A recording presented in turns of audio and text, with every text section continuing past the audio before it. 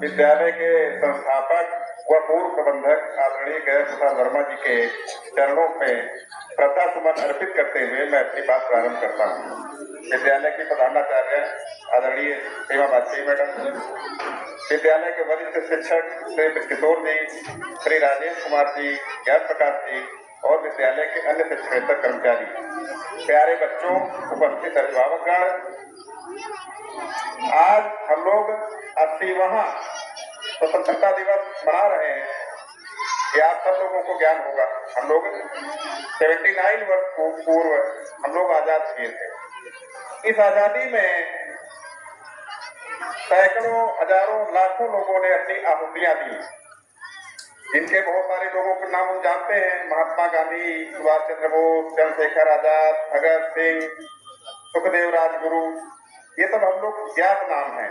लेकिन असंख्य ऐसे नाम हैं जिनका नाम इतिहास में दर्ज होने से वंचित रह गए, वो उनका नाम नहीं आ पाया। लेकिन लाखों करोड़ों लोगों ने आहुतियां दी, तब आज हम लोग स्वतंत्रता से सांस ले रहे हैं और स्वतंत्रता से अपना विकास कर रहे हैं।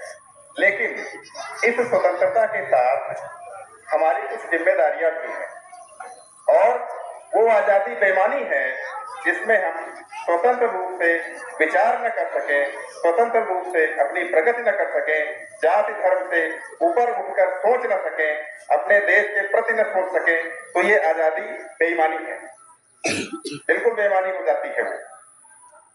बात समझे कि नहीं? और इस आजादी के संघर्ष से हमको ये भी सीखने की जरूरत है। पहला जो स्वतंत्रता संग्राम आंदोलन हुआ था, क्रांति हुई थी, वो 1857 में हुई थी और आजादी हमको कब मिली? 1947 में। 90 वर्ष संघर्ष चला आजादी का, 90 वर्ष। लेकिन जो स्वतंत्रता संग्राम सेनानी थे वो विचलित नहीं हुए। एक पीढ़ी गई, दूसरी पीढ़ी ने मोर्चा संभाल लिया, अनवरत अंग्रेजों से 90 वर्ष लड़े।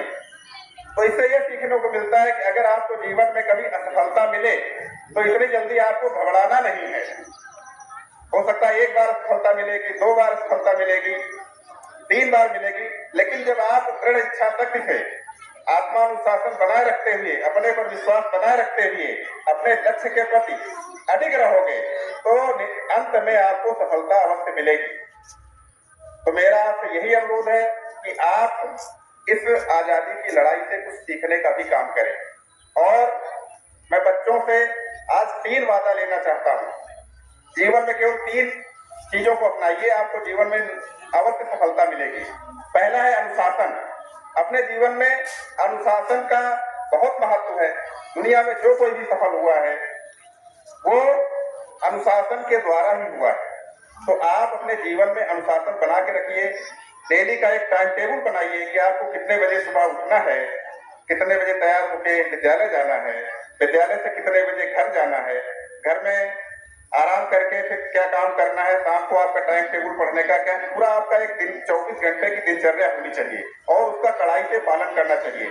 ऐसा नहीं कि आज मेला है तो आज मेला निकल गए, फिर कहीं मौसम आया तो नानी के यहाँ निकल गए। नहीं, आप अब बड़े हो चुके हैं, बड़ी क्लास में आ चुके हैं, तो अपने जीवन में अनुशासन को बनाइए। दूसरा है लक्ष्य के प्रति ईमानदारी। आप अपना कोई लक्ष्य तय करिए।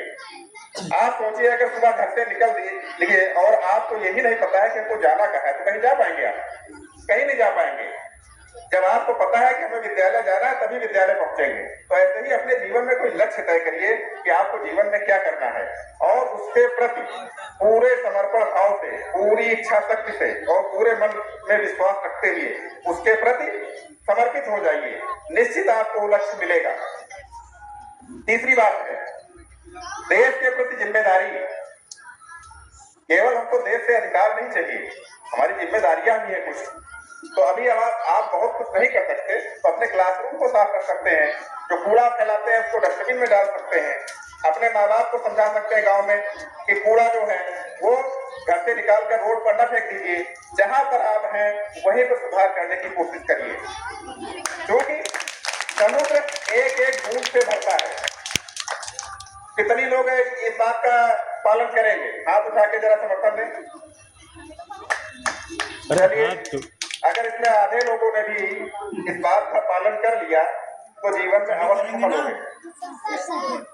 दूसरी बात, आज सोशल मीडिया का दौर है, आपके पास इंटरनेट है, मोबाइल है, वो उसका पढ़ाई के लिए उपयोग करिए, लेकिन उसका दुरुपयोग मत करिए।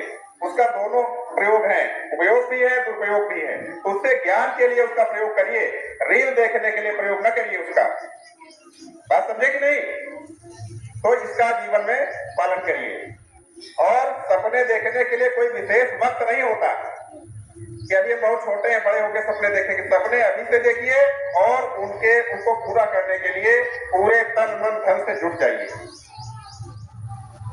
अंत में हमारे वरिष्ठ शिक्षक और हमारे बड़े भाई किशोर जी ने कुछ समस्याएं रखी हैं विद्यालय की। ये पानी भरने जाने की समस्या एक तो हमको अभी दिख रही है, सबको दिक्कत हो रही है। बाकी 2 गेट जो हैं वो बहुत बड़े पुराने हैं, 30 साल पुराने हैं, उन्होंने अवगत कराया। तो हम आश्वासन देते हैं कि इसको बहुत जल्द किसी न किसी तरीके से गेटों की मरम्मत कराई जाएगी और जल भराव की समस्या भी दूर कराई जाएगी। इस कमरे में पुताई, हाँ, इस कमरे में जो पुताई अभी जिसमें प्लास्टर हुआ है, इसमें बहुत जल्दी ही पुताई की व्यवस्था की जाएगी। ठीक है, बस आप मेहनत से पढ़ते रहिए, प्रबंधन से जो भी बन सकेगा वो किया जाएगा विद्यालय के विकास के लिए। इन्हीं बातों के साथ मैं अपनी बात समाप्त करता हूँ। जय हिंद, जय भारत।